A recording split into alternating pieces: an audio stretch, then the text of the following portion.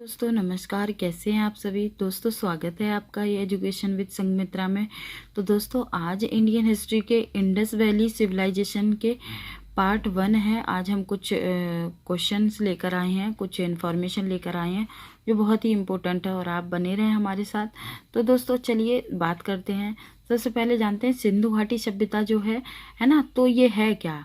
तो दोस्तों ये जो सभ्यता है वो 8,000 वर्ष पुरानी सभ्यता है। कितने हजार वर्ष पुरानी सभ्यता है?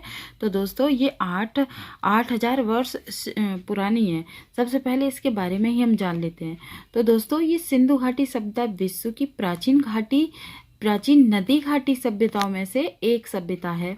दोस्तों ब्रिटिश पत्रिका जो है नेचर एक पत्रिका है जो कि ब्रिटेन में छपती थी। तो उसमें एक शोध के अनुसार उसमें लिखा गया है कि ये जो सभ्यता है वो कम से कम 8,000 वर्ष पुरानी है।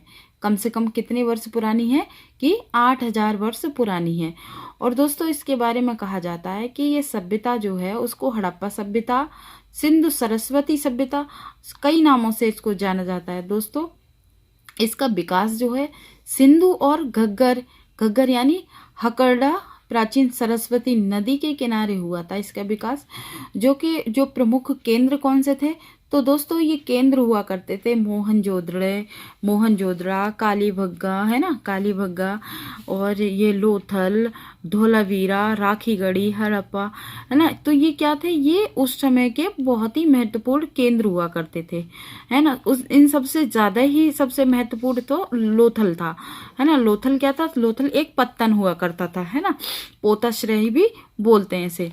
तो दोस्तों ये जो है ये क्या था उसमें कि दिसंबर 2014 में एक निर्वदाना को अब तक का खोजा गया एक सिंधु घाटी सभ्यता का प्राचीन नगर माना जाता है। यानी ये सभ्यता को क्या बोलते हैं? एक प्राचीन नगर बोलते हैं। नगर क्यों बोलते हैं? क्योंकि ये जो सभ्यता कोई ग्रामीण सभ्यता नहीं थी, ये एक शहरी सभ्यता थी। कैसी सभ्यता थी दोस्तों? यह एक शहरी सभ्यता थी। और इसको बोला जाता है कि ये मतलब कि इसका विकास जो योजना थी इसकी तो बहुत ही शानदार हुआ करती थी। इसकी नदी जो है एक दूसरे के समकोण काटा करती थी, है ना। और बहुत ही इम्पोर्टेंट सभ्यता थी ये। तो इसी के बारे में हम थोड़ा बहुत कुछ जान लेते हैं, है ना। तो और इसके बारे में थोड़ा सा और मैं बता दूं कि जो है ये सभ्यता जो है वो ईंटों की बनी होती थी। यहाँ शहर जो होते थे वो कैसे बने होते थे? ईंटों से बने होते थे। चलो एक एक करके क्वेश्चन के थ्रू हम इसमें समझ लेते हैं। तो सबसे पहले बात करते हैं। तो देखो ये लिखा है कि प्रतियोगी परीक्षाओं के लिए मतलब बहुत ही इम्पोर्टेंट है, ये क्वेश्चन पूछे गए हैं और बहुत ही शानदार हैं। तो आप बने रहें हमारे साथ। तो ये सबसे पहले शुरू करते हैं कि सिंधु घाटी सभ्यता के शहर की गलियां कैसी होती थी? तो चौड़ी और सीधी होती थी, जो एक दूसरे के समकोण पर काटती थी। आगे देखते हैं हड़प्पा के खंडर किस नदी के तट पर पाए गए थे? तो रावी नदी के तट पर पाए गए थे। अच्छा इसके बारे में एक बात और बता दूं, हड़प्पा सभ्यता जो है वो इसके खोजकर्ता कौन है? तो ये इसके खोजकर्ता जो है दयाराम साहनी है, जो कि 1921 में इसकी खोज की थी इन्होंने। और उस समय भारत के पुरातात्विक निदेशक कौन थे? तो जॉन मार्शल के नेतृत्व में उन्होंने इस हड़प्पा सभ्यता की खोज की थी, हड़प्पा स्थान की खोज की थी। ठीक है दोस्तों, तो इस बात को ध्यान रखना। आगे देखते हैं मोहनजोदड़ो के खंडर किस नदी के तट पर पाए गए थे?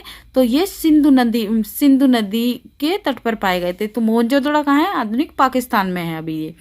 ठीक है, आगे देखते हैं। मोहनजोदड़ो का सबसे बड़ा भवन था। एक तो सबसे बड़ा भवन तो धान्यागार था। ठीक है, और अगर यहीं पर पूछ लिया जाता कि विशाल स्नानागार कहाँ है, तो फिर तो वो भी मोहनजोदड़ो में है, पाया गया है। तो ये आगे आ ही गया कि विशाल स्नानागार जो है द ग्रेट बाथ जो था वो कहाँ पर मिला था? तो मोहनजोदड़ो में मिला था। ठीक है दोस्तों, और अभी भी है वहाँ। गूगल पर अगर सर्च करेंगे तो वहाँ पर पूरी की पूरी इन्फॉर्मेशन आ जाएगी। वहाँ पर कई सारी चीज़ें मिली थी। तो आगे देखते हैं सिंधु घाटी सभ्यता की लिपि कैसी थी। तो दोस्तों वहाँ की लिपि जो थी वो ज्ञात नहीं है, वो अज्ञात थी। लिपि कैसी थी? अज्ञात। आज तक वो पढ़ी नहीं जा सकी है। कैसी दोस्तों? आज तक उस लिपि को आज तक पढ़ा नहीं जा सका है। तो नेक्स्ट देखते हैं, आगे देखते हैं। सिंधु सभ्यता सिंधु घाटी सभ्यता का बंदरगाह क्या था, कौन था, तो ये लोथल था। लोथल बहुत ही इंपॉर्टेंट बंदरगाह हुआ करता था। मोहनजोदड़ो में सबसे बड़ी इमारत कहाँ मिली थी, सबसे बड़ी इमारत की बात हो रही है तो ग्रेट ग्रेनरी है, ये एक इमारत हुआ करती थी उस समय। नेक्स्ट है कि सिंधु घाटी की सभ्यता के लोग जो है किसकी पूजा करते थे, तो पशुपति की पूजा करते थे। ठीक है दोस्तों, आगे देखते हैं हड़प्पा टीले का सर्वप्रथम उल्लेख कहाँ मिला है, तो चार्ल्स मेसन। सबसे पहले जो हड़प्पा जो टीला था, टीला है ना वो ऊंचा जो हो जाता था, तो उस टीले का सर्वप्रथम उल्लेख किसने किया था, तो चार्ल्स मेसन ने किया था।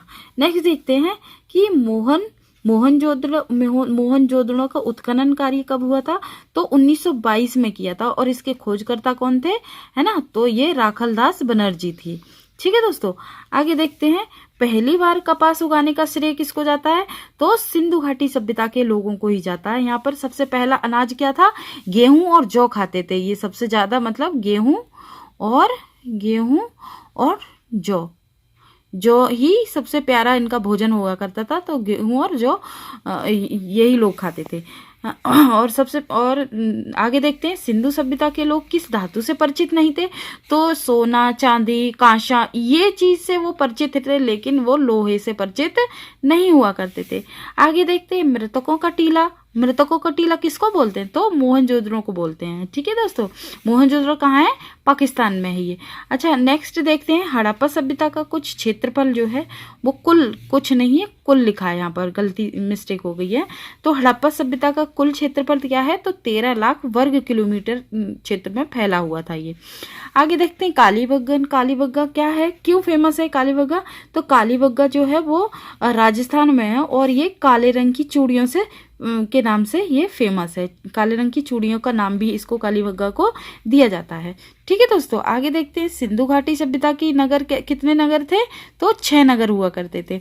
नेक्स्ट देखते हैं हड़प्पा कालीन मोहरे जो है वो सबसे मोहरें कैसी होती, तो शैलखड़ी से बनी होती थी उनकी ये मोहरें। ठीक है, नेक्स्ट देखते हैं सिंधु घाटी के लोग जो है मातृशक्ति में विश्वास करते थे, किस में रखते थे, मातृशक्ति में, क्योंकि वो उस समय क्या है मातृशक्ति की ही पूजा करते थे। और जो एक क्वेश्चन और मैं पूछूंगी, नृत्य करती हुई कन्या कहाँ मिली है, तो वो मोहनजोदड़ो से मिली हुई है। अब राखीगढ़ी कहाँ पर है, राखीगढ़ी जो है हरियाणा में है। ठीक है, नेक्स्ट देखते हैं हड़प्पा सभ्यता का पवित्र पशु क्या था, तो कुंवर वाला बैल हुआ करता था उनका पवित्र पशु। ठीक है दोस्तों, तो ये थे आज के कुछ महत्वपूर्ण लाइंस। और दोस्तों हमारा सेशन कैसा लगा आप कमेंट करके जरूर बताएं। तो दोस्तों सब्सक्राइब करते रहें दोस्तों, बूंद बूंद से ही घड़ा भरता है दोस्तों। कुछ लाइन मैं लिखती हूँ अपने हाथ से, ये लिख के नोट करके आपको पढ़ाती हूँ। तो दोस्तों मेरे चैनल को लाइक और शेयर सब्सक्राइब जरूर करते रहिए। तो दोस्तों बने रहें हमारे साथ।